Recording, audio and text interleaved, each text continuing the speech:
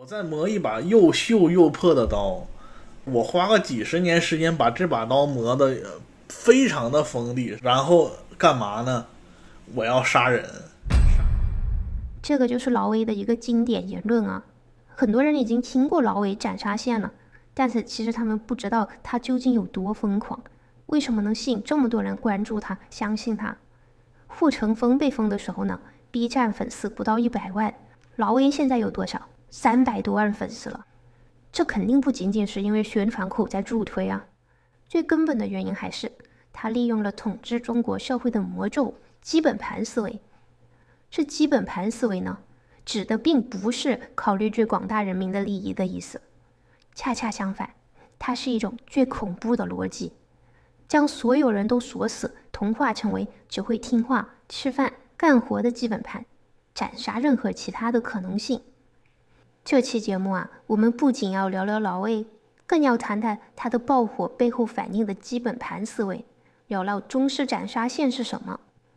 因为啊，每个中国人或多或少都有点基本盘思维，很多人一眼就能看出劳威有多荒谬。劳威的粉丝都好傻啊，但是他们自己还是受基本盘思维支配。无论他们赚了多少钱，读了多少书，或者肉身已经润了，依然会在人生最关键的路口被无情斩杀。先给不知道的人简单回顾下劳威到底有多火，他说了什么。劳威是一个美国留学生啊，他读了10年社区大学也没能专升本。他直播的时候说自己被 CIA 跟踪，在国安的协助下从美国跑路回国。这个直播一夜收获了2000个舰长。他的理论登上了代表中国官方意识形态的求是，而胡锡进仅仅是因为没有明确支持他，就被几千条评论围攻，造谣他女儿在美国留学后丧失了生育能力。而劳威最火、最让粉丝颅内高潮的理论就是美国斩杀线。一旦你的人生跌破了某条红线，比如你生病啦、失业啦，或者就是运气不好，这个美国的系统就会对你执行斩杀。你前一刻还是一个体面的中产，下一秒就变成了流浪汉，然后必然惨死。死后尸体要么就是被药企回收变成高达来继续提炼毒品，要么就是被政府溶解到下水道变成史莱姆。这些故事引起了广大中国人的同情。其实你仔细想想，这个是很抽象的。为什么一个在国内月薪5000、不敢生病、不敢请假的打工牛马，会对一个年薪100万的美国中产产生一种真挚的居高临下的同情？这里注意一个细节啊，斩杀线的故事主角全部都是道德完美的无辜者。比如说，一个非常努力的美国做题家啊，从来都不像其他美国人一样吸毒、赢咖什么的，好不容易当上了程序员，结果在 AI 的冲击下，立刻被无情的资本裁员了，3个月就变成流浪汉，淹死在下水道。听起来是不是有一种诡异的熟悉感？因为劳威强行把美国人拉进了中国人从小耳濡目染的故事模板，他把一个美国程序员解读成了一个旧社会被地主资本家逼到绝境的工农群众。这个童话的核心目的就是为了向你证明，底层大众虽然拥有最大的道德优越性，但是在权贵利益集团面前都无比的弱小。如果没有一个全能的国家关怀兜底，就一定会陷入极其悲惨的境遇当中。因此啊，国家必须强力干预，拉平个人和个人、团体和团体的差别，让所有人除了当基本盘外，别无选择。这个就是基本盘思维的核心价值观。它的第一个意思就是中国人需要管的。你看，美国人没有国家给他们兜底，不但横死街头，尸体也要被资本敲骨吸碎。好在我们生活在中国，政府给你开了锁血挂，不管你有多么 loser， 政府都能给你强行续命，你至少能回老家种地。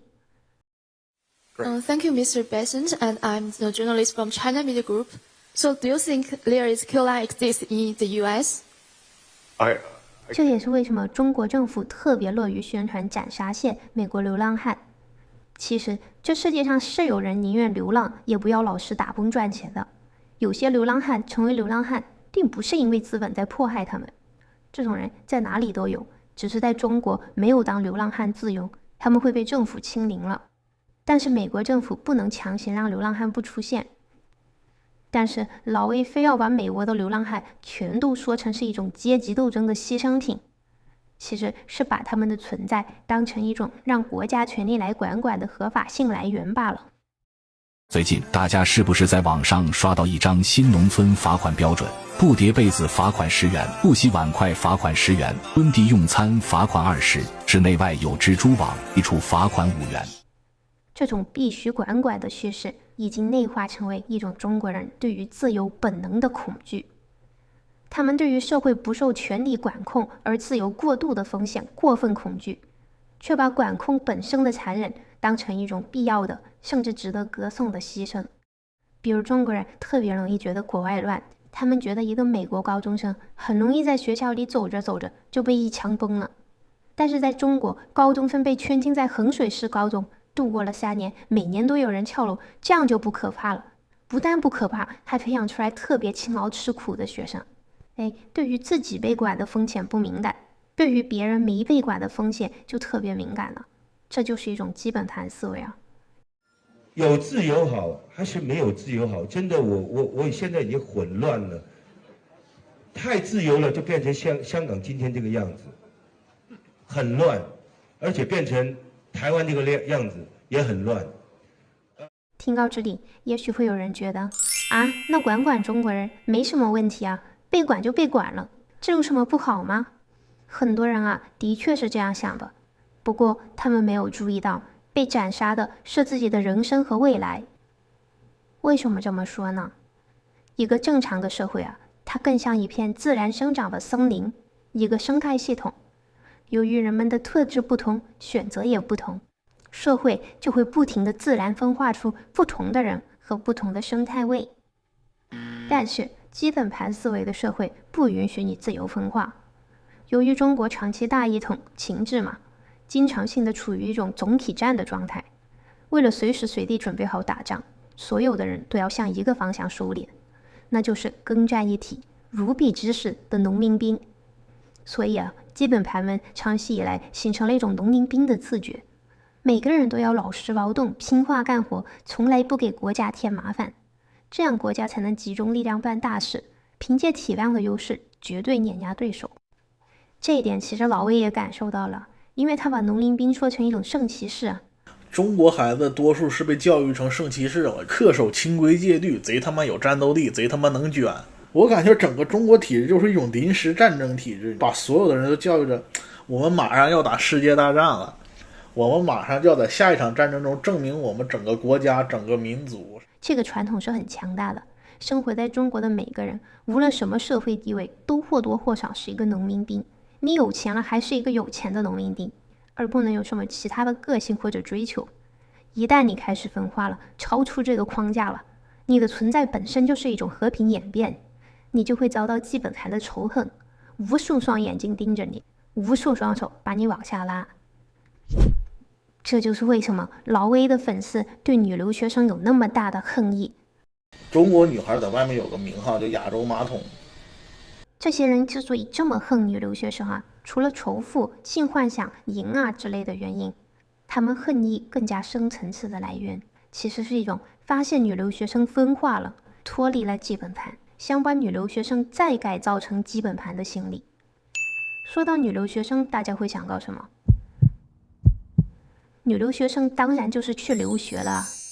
本质上最大的不同就是获得了一种和农民兵不同的体验，进入了一个他们从来没有接触过的世界。这个世界有各个国家的人不一样的价值观，而不只是基本盘的舒适区，结婚就是出彩礼、买处女大国崛起那些。女留学生有了一次重新选择的机会，可以变成一个不同的人。基本盘思维敏感地察觉到了这种迹象，使劲地污名化这个分化的方向。很多人以为老魏是因为有些女留学生和外国人结婚了，所以遭他们黄谣，但其实最主要的还是他们的价值观开始分化了。确实，老魏说的是掺杂了很多汉族男性征服世界女性的幻想，但是你想想，其实余茂春、刘俊是男的，和白人女性生育后代了。但是基本盘对他们的仇恨可一点也不少，比对女留学生的仇恨严重100倍。因为这些人的价值观彻底从基本盘中分化出来，不可能回炉重造了。留学是一种体验，基本盘思维极度轻视体验、恐惧体验，其实本质上还是来源于一种对体验的匮乏。其实我们脑中大多数人的青春都是在一种监狱式管理中度过的，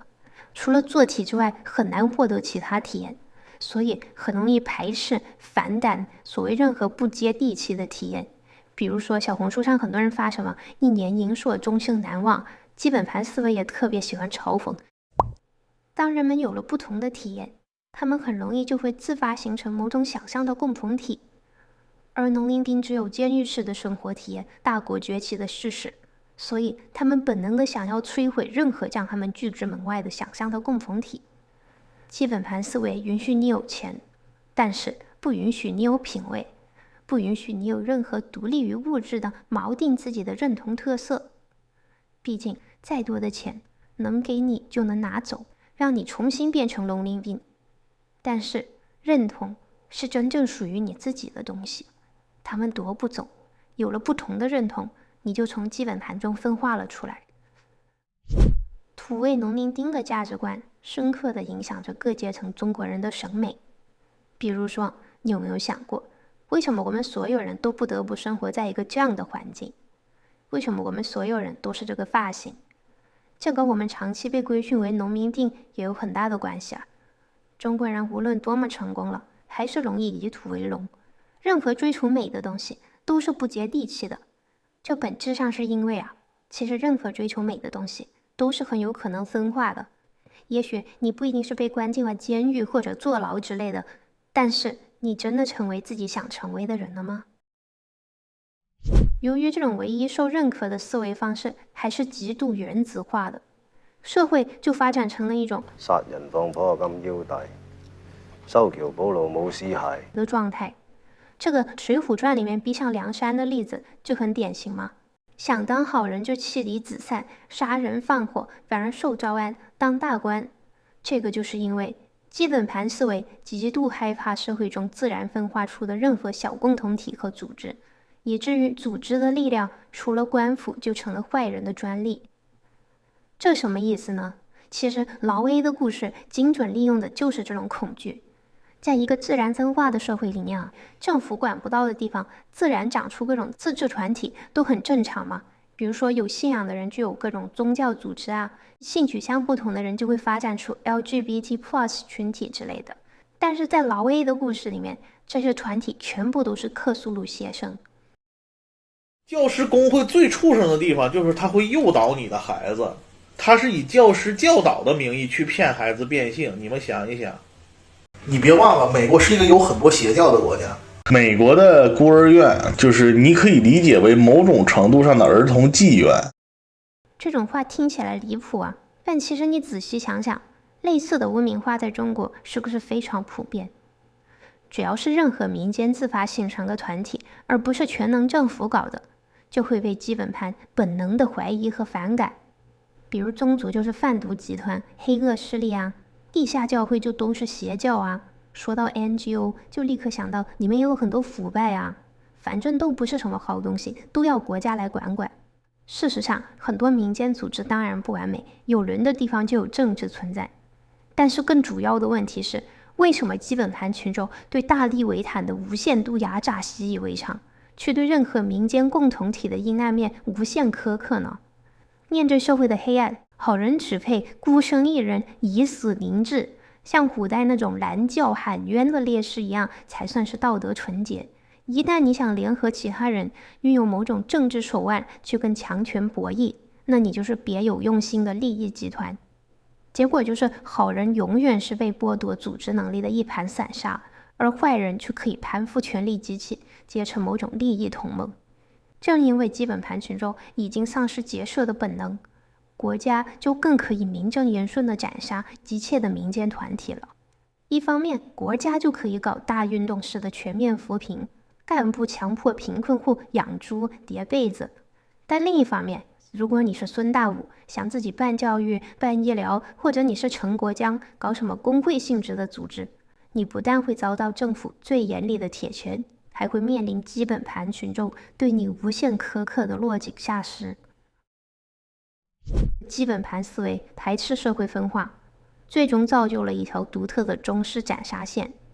这个斩杀线斩杀的是最聪明、最勇敢、最能选择自己命运的中国人。发明这条斩杀线的商鞅，自己不就喜提了五马增师吗？回到现在啊，有能力的中国人也很容易因为触碰了什么，主动或被动的离开。这个斩杀线啊，推着中国人走上了一条软性的自我灭绝之路。劳威本人呢，其实也是一个中国时代变化的缩影。加入世贸之后，大家都知道中国进入了一段短暂的想要融入世界的时期嘛，所谓经济上行时期的美嘛。劳威家里也是那时候赚到钱送他出国留学的，但是后来中国的情况大家也知道了，他们家也生意困难了，到现在直接不装了，在网上输出这些暴论。所以啊，他的火，他的爆火也反映出了很多中国人情绪的变化。怎么说呢，就是基本盘思维更加老鼠上桌了吧。我们已经等了几百年了，从1840年开始，我们从衰落的谷底走到黄金年代，我们花了200年的时间，我们今天就是要干掉所有人。这也是生育率断崖式下跌的原因之一。因为孩子不单单是基因的传承者，更加是思想和心灵的传承者，他们代表的是未来的可能性。在一个自然分化的社会里，有信仰的人想多生孩子，这样可以延续宗教的传统嘛。中国古代的大家族也是希望多子多福，传承家族的风骨和抱负的。但是在今天这个更严密的被基本盘思维支配着的中国社会呢，